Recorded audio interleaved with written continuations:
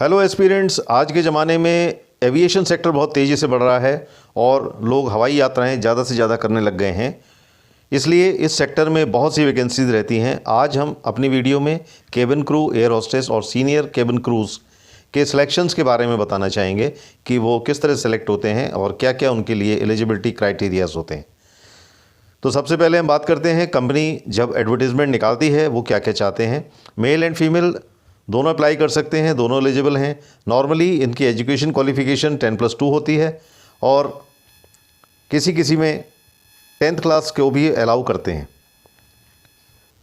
इसका जो सिलेक्शन है वो डायरेक्ट इंटरव्यू से होता है, कभी कभी स्क्रीनिंग टेस्ट भी करते हैं।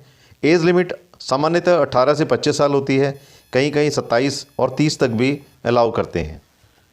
हाइट, इसमें फिर डिफरेंस आता है।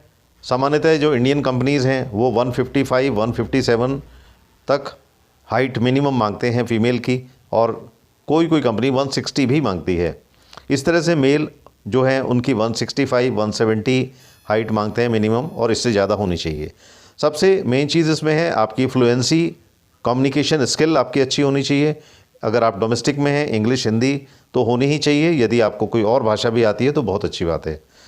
अगर आप फॉरेन कंपनी के लिए जाते हैं तो आपको एक या दो कोई फॉरेन लैंग्वेज आनी चाहिए। एक इम्पॉर्टेंट चीज़ है कि आप फैमिली वे में नहीं होनी चाहिए, यानी प्रेगनेंसी वगैरह नहीं होनी चाहिए। आपके पास वैलिड इंडियन पासपोर्ट होना चाहिए। यदि नहीं है तो वो इंटरव्यू के समय या उसके बाद बन सकता है।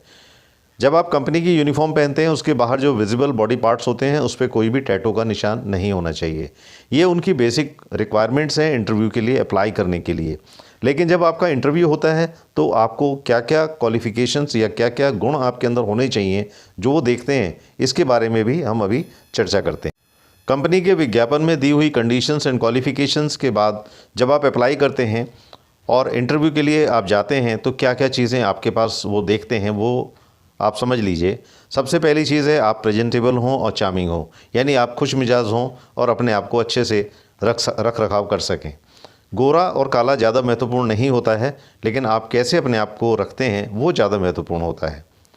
मैनर्स एंड एटिकेट्स दूसरी बहुत इंपॉर्टेंट चीज़ है, यानी वो ये देखते हैं कि आपके अंदर मैनर्स एंड एटिकेट्स हैं कि नहीं। हम्बल एंड सॉफ्ट, आपकी व्यवहार में शालीनता और सौम्यता है कि नहीं, आप किस तरीके से लोगों के आगे पेश आते हैं। हॉस्पिटैलिटी, ये एक बहुत बड़ा गुण है, यानी किसी का आदर सत्कार सम्मान करना, क्योंकि आप जब केबिन क्रू के रूप में काम करते हैं तो आपको पैसेंजर्स को डील करना होता है। तो ये चीज़ बहुत ही ख़ास तरीके से देखी जाती है कि आपके अंदर हॉस्पिटैलिटी है कि नहीं, यानी आप आदर सत्कार कैसे करते हैं, किसी के हेल्प कैसे करते हैं, किस तरीके से आप लोगों को एकोमोडेट करते हैं। Helpful and bold next quality है, आप हेल्पफुल हों और साथ ही साथ साहसी भी हों, यानी आप जैसा मौका हो उसके हिसाब से आप काम कर सकें।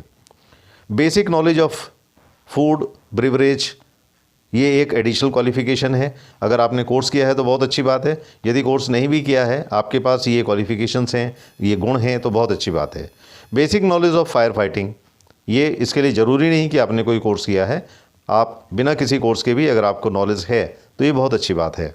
प्रॉब्लम सॉल्विंग एटीट्यूड, यानी कोई भी आपको रैंडमली प्रॉब्लम दी जाती है, आप उसको सॉल्व कर सकते हैं कि नहीं, लोगों को मैनेज कर सकते हैं कि नहीं, भीड़ को एड्रेस कर सकते हैं कि नहीं, किसी को अपनी बात समझा सकते हैं, ये सारे गुण वहाँ देखे जाते हैं। Last but not the least एक इम्पॉर्टेंट गुण है, आपके अंदर पेशेंस है कि नहीं, आप बहुत जल्दी उतावले तो नहीं हो जाते हैं। ये सारी क्वालिटीज़ आपके अंदर अगर हैं तो आप इस जॉब के लिए परफेक्ट हैं और आप इसके लिए अप्लाई कर सकते हैं। अगली चीज़, कई लोग ये पूछते हैं क्या इसके लिए ट्रेनिंग करना ज़रूरी है, तो मैं बता दूं आपको कि ट्रेनिंग इसके लिए कंपलसरी नहीं है। लेकिन जो मैंने आपको क्वालिटीज़ बताई हैं, यदि आपको लगता है कि आपके अंदर वो क्वालिटीज़ में कुछ कमी है या आप उनको बहुत अच्छा करना चाहते हैं, तो आप किसी भी अच्छे इंस्टीट्यूट से जो बड़े शहरों में हैं साल भर या 6 महीने का कोई कोर्स अगर चाहें तो कर लें, जिससे आपको इसके बारे में और ज़्यादा नॉलेज हो जाएगी। अगला महत्वपूर्ण प्रश्न है कि अप्लाई कैसे करें और कहाँ करें। इसके लिए आपको सबसे पहले जो एयरलाइंस हैं उनकी आपको नाम मालूम होनी चाहिए, कौन से एयरलाइंस है, उनकी वेबसाइट खोल के देखिए और वहाँ पर करियर नाम का एक अलग से पेज होता है। वहाँ पर जब आप जाएंगे तो वहाँ तरह तरह की वैकेंसीज़ जो निकलती हैं, पायलट से लेकर और केबिन क्रू वगैरह जितनी भी वैकेंसीज़ हैं वो वहाँ निकालते रहते हैं। आपको स्वयं ध्यान रखना पड़ेगा कि किस एयरलाइंस ने कब वैकेंसी निकाली है, और आप उसके ट्रैक करते रहें। जहाँ पर वैकेंसी है वहाँ अप्लाई करें, कंडीशंस को देखें और इंटरव्यू के लिए जाएं। इसके लिए कोई अलग से आपको लोकल न्यूज़पेपर्स में शायद नहीं मिल पाएगा। अगर आप किसी महानगर में रहते हैं, किसी बहुत बड़े शहर में, दिल्ली, बॉम्बे वगैरह में रहते हैं, तो उसमें कई बार न्यूज़पेपर में इसकी वैकेंसीज़ आ जाती हैं। अदरवाइज़ ये लोग अपनी अपनी साइट्स पे डालते हैं। तो अगर आप नए हैं, आप शुरुआत कर रहे हैं, तो पहले इंडिया लेवल पे देखिए, आपको वैकेंसीज़ मिल जाएंगी। उसमें भी 2 प्रकार या 3 प्रकार होते हैं, छोटे जहाज़ के लिए या बड़े जहाज़ के लिए। तो इनिशियली आप शुरुआत छोटे जहाज़ से कर सकते हैं, उसके बाद आप एयरबस पे जा सकते हैं, और आने वाले टाइम में आप फॉरेन कंट्री के भी एयरलाइनर्स के साथ जुड़ सकते हैं। यदि आपके पास कॉन्फिडेंस है, आपके पास फॉरेन लैंग्वेजेस की नॉलेज है, आपकी फ्लुएंसी बहुत अच्छी है, तो आप डायरेक्टली किसी फॉरेन एयरलाइंस में भी अप्लाई कर सकते हैं और इंटरव्यू देकर वहाँ पर भी नौकरी प्राप्त कर सकते हैं। तो ये एक छोटी जानकारी थी एयर होस्टेस केबिन क्रू के बनने की। इसी प्रकार की अन्य जानकारियों के लिए देखते रहिए इस चैनल को और जानकारियाँ लेते रहिए।